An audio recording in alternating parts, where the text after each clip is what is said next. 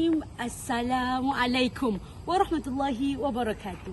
Hadirin dan hadirat yang saya hormati, lagi saya kasih sekalian, bertemu lagi kita dalam sebuah rancangan yang mana kita akan memperincikan dan membincangkan tentang suatu permasalahan akibat daripada perkara yang telah dicabar oleh seorang individu, seorang wanita bernama Ni Elin, yang mana beliau mencabar undang-undang jenayah syariah di Kelantan. Yang mana salah satu daripada jenayah yang dicabarnya adalah muncikari ataupun bapa ayam, ataupun lebih mesra kita panggil sebagai barwa. Bertitik tolak daripada cabaran yang telah dilontarkan oleh saudari Ni Elin sebentar tadi, perkara tentang muncikari ataupun barwa ataupun bapa ayam ini bukanlah satu perkara yang boleh kita permainkan. Yang mana saya lihat, kita semua dapat lihat, mereka yang menjadi mangsa atau mereka yang mempunyai gelaran bapa ayam ini adalah mereka yang datang daripada golongan sebaya saya, segenerasi dengan saya. Yang mana apa yang menyedihkan adalah apabila pemuda pada hari ini bersifat dalam keadaan bergulumang dalam dosa, khususnya melakukan bapa ayam ini. Memetik kata-kata daripada seorang tokoh terkenal, iaitu Syekh Muhammad Yusuf Al-Qaradawi, mengatakan bahawa sekiranya kamu ingin melihat pemimpin pada masa akan datang, maka lihatlah pada siapa? Pada generasi anak muda pada hari ini. Bertitik tolak daripada itu, saya akan lampirkan kepada anda semua, kepada penonton yang saya hormati sekalian, 3 lampiran kes yang mana berkaitan dengan bapa ayam ini yang berlaku di dalam negara kita yang tercinta ini. Artikel yang pertama yang mana dikeluarkan oleh Sinar Harian bertajuk Hantar Ayam Depan Rumah, yang mana dikeluarkan pada tarikh 20 November 2022 tahun lepas. Yang mana isu ini kita lihat bahawa perkara ini hantar ayam depan rumah. Ayam di sini bukan bermaksud ayam yang kita makan, ayam yang kita bela, tapi ayam di sini membawa maksud kepada mereka yang dijadikan pelacur oleh individu yang kita gelar sebagai bapa ayam. Yang mana sindiket ini menggunakan kereta sebagai suatu medium untuk menghantar pelacur-pelacur ini di hadapan rumah. Maksudnya, siapa-siapa yang nak order pelacur, siapa-siapa yang nak melakukan seks, mereka order sampai mereka boleh ambil, mereka boleh mempergunakan, mereka memperdagangkan wanita itu. Dan kereta yang digunakan pada hari ini bukanlah seperti mana kereta yang kita katakan mewah, kereta Alphard, Velfire, Lamborghini. Tapi apa yang sangat sedih dan apa yang menarik perhatian saya adalah kereta yang digunakan untuk menghantar pelacur ini hanya kereta biasa, iaitu kereta kancil. Apakah daya kereta kancil yang digunakan untuk menghantar perempuan kepada rumah yang mereka melanggar? Hadirin sekalian, perkara ini telah mewujudkan suatu unsur eksploitasi seks terhadap gadis warga asing. Yang mana kes ini termasuk dalam suatu klausa undang-undang yang kita panggil sebagai kes pemerdagangan manusia. Bukan hanya sebagai sindiket bapa ayam, tapi bapa ayam ini sendiri telah memperdagangkan warga asing untuk dijadikan sebagai sumber seks kepada masyarakat. Hadirin sekalian, melalui penemuan dalam bapa ayam, hantar ayam ke rumah ini, polis telah menemui 55 keping kondom, walkie-talkie dan 5 telefon bimbit yang dipercayai digunakan dalam kegiatan jenayah ini. Bertitik tolak daripada itu, kita melihat kepada apakah iktibar yang kita dapat daripada kes ini. Yang pertama adalah perkara ini sebenarnya telah merosakkan keturunan. Yang mana dalam konstitusi syariah itu sendiri telah mewajibkan manusia untuk menjaga keturunan. Dengan cara apa? Dengan cara percampuran nasab antara orang kita dengan orang yang dengan bapa orang kita dengan mereka yang memberikan unsur seks tersebut. Kedua, hikmah yang kita dapat ambil daripada cerita ini adalah perkara tersebut telah berjaya menghilangkan maruah seseorang. Adakah kita ingin lihat bahawa mereka yang seusia dengan kita, adik-beradik perempuan kita, mereka yang mempunyai pertalian darah dengan kita hilang maruah disebabkan perkara jenayah terkutuk ini. Hadirin sekalian, Allah dalam satu riwayat Muslim nombor ayat 715, dunia adalah perhiasan dan sebaik-baik perhiasan dunia adalah wanita solehah. Maka oleh daripada itu, mari kita bersama-sama menjadi wanita yang solehah, menjaga maruah dan menjaga keturunan kita. Sekian.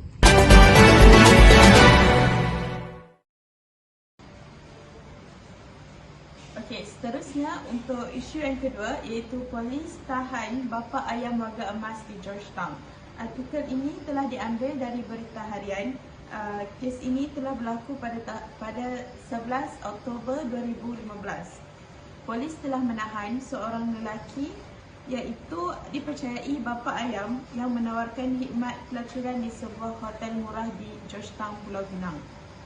Ketua polis iaitu Inspektor Wahid berkata bahawa lelaki 66 tahun penjaga hotel murah itu ditahan oleh sepasukan polis bahagian D7 yang membuat serbuan pada jam 6 petang. Pihak polis telah menahan seorang lelaki dengan 6 orang wanita asing yang dipercayai sebagai pekerja di premis tersebut. 6 wanita asing ini dipercayai sebagai warga negara Indonesia yang berumur dalam lingkungan 24 sehingga 39 tahun. Mereka ini tidak mempunyai sebarang dokumen perjalanan diri serta telah menyalahguna pas lawatan sosial mereka. Pihak polis juga telah merampas 69 keping kondom, krim pelincir dan buku yang disyaki sebagai catatan aktiviti pelacuran di hotel murah berkenaan. Siasatan juga mendapati bahawa sindiket pelacuran ini telah menawarkan harga bagi setiap khidmat seks dengan harga serendah RM100 sahaja. Semua mereka telah ditahan bagi membantu siasatan. Kes ini disiasat mengikut Seksyen 372A, 372B serta Seksyen 55. Kesimpulannya, sebagai seorang manusia, kita semestinya mencari rezeki dari sumber yang halal serta tidak memudaratkan walaupun kita berada dalam keadaan yang sangat terdesak. Terutamanya bagi seorang Muslim kerana Islam sangat menitik beratkan tentang amal makruf nahi munkar. Berdasarkan kes ini pula, sebagai seorang warga emas sepatutnya lebih menunjukkan contoh yang baik serta tidak terjebak dengan sebarang masalah ataupun jenayah seperti ini.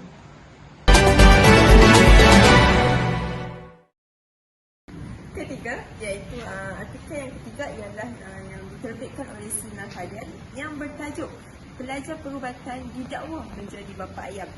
Okay, seorang pelajar perubatan tahun akhir yang belajar di salah sebuah universiti awam di Malaysia dihadapkan ke Mahkamah Tinggi Syariah Kuala Terengganu kerana didakwa menjadi bapa ayam ataupun dikenali sebagai muncikari. Tertuduh adalah seorang doktor pelatih yang berumur 29 tahun tidak mengaku bersalah atas pertuduhan di bawah Seksyen 28 Enakmen Kesalahan Jenayah Syariah Takzir Terengganu 2001 kerana muncikari. Mengikut pertuduhan, tertuduh iaitu pelajar perubatan tersebut melakukan muncikari atau menjadi orang tengah terhadap perlakuan sumbang antara seorang lelaki dan seorang perempuan.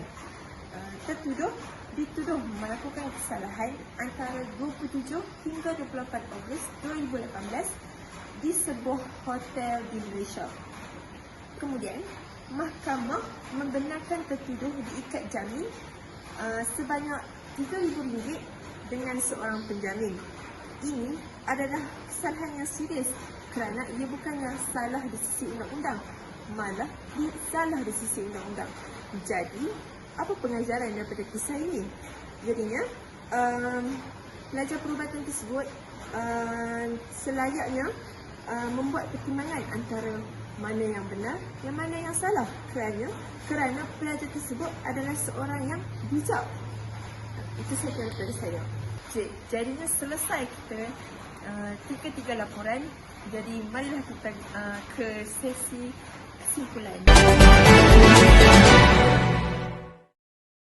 Berdirinya saya di sini adalah untuk menyimpulkan apa yang rakan-rakan Zoya saya cakap sebentar tadi.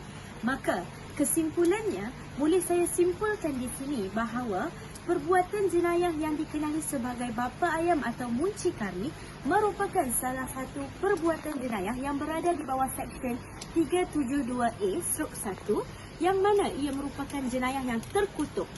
Perbuatan ini jelas bercanggah dengan hukum syariah. Namun, apakah hukuman yang akan dikenakan ke atas mereka yang terlibat dalam jenayah ini? Terdapat 3 hukuman. Yang pertama adalah 15 tahun hukuman penjara, yang kedua adalah berkaitan dengan denda dan yang ketiga adalah berkaitan dengan sebat. Apabila kita melihat kepada isu-isu ini, jelas bahawa isu-isu ini tidak pernah pupus dalam radar media. Jadi, apakah yang patut kita lakukan? Maka seluruh umat manusia, termasuklah Muslim maupun non-Muslim, mestilah memupuk nilai keimanan maupun ketakwaan dalam diri mereka agar isu ini dapat dipupuskan dalam radar media Malaysia. Jadi, itu sahaja daripada kumpulan Zoya Team. Apakah isu selepas ini? Mari kita lihat. Kita orang punya video tak habis lagi. Lepas ni kita ada lakonan yang mantap daripada kita orang. Saksikan.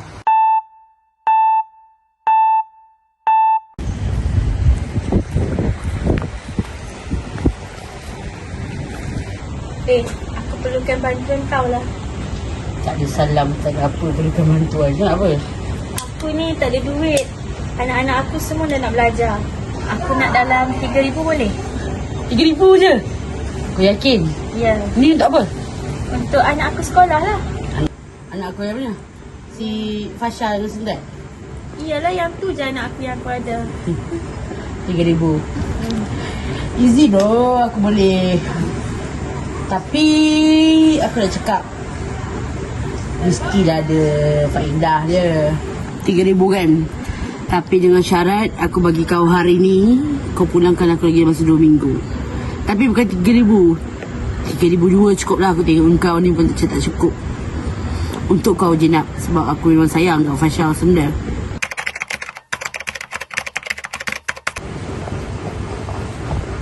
Jenab. 2 minggu dari tarikh yang kita persetujui. Minta maaf sangat sebab aku memang tak boleh bayar. Aku dah cakap kalau tak mahu jangan minta aku. Tapi aku nak cari sumber duit dari mana? Itulah ada laki lari bodoh fikir ataupun cakap pasal anak kau yang 2 orang tu. Jangan ganggu anak aku. Kalau macam tu hari ni kau tak ada kalau tak aku memang pukul kau. Kalau macam tu aku ambil anak kau yang si Fasha dengan Sendat tu. Tak apa, aku boleh bayar. Boleh bayar? Bayar dengan duit ke nak bayar dengan anak kau? Apa je pilihan? Anak kau ke kau? Anak aku. Anak kau? Si Fasha tu aku lagi suka. Aku memang aku nampak anak kau cantik. Jangan kasar-kasar dengan anak aku. Aku tak kisah. Duit aku tak dapat, anak kau yang aku nak. Terima kasih nak. Aku suka. Lepas ni tak tolong aku lagi. Mana bilik kau?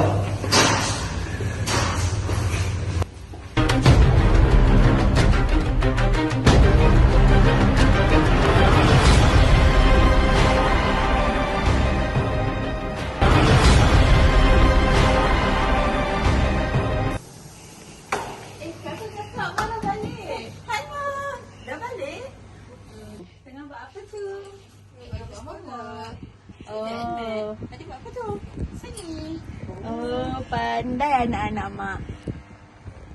Mak minta maaf saya kalau apa-apa jadi lepas ni. Dan kenapa? Tak apalah, saya kawan mak nak datang. Okey. Dari dia kau. Kau jangan kasar-kasar dengan anak aku ya. Risau lah.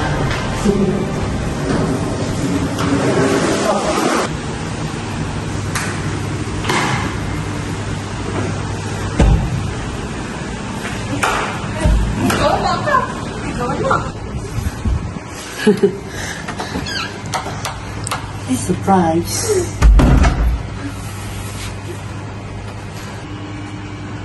Tak. Kenapa tak nak buat benda? Takut. Jangan risau.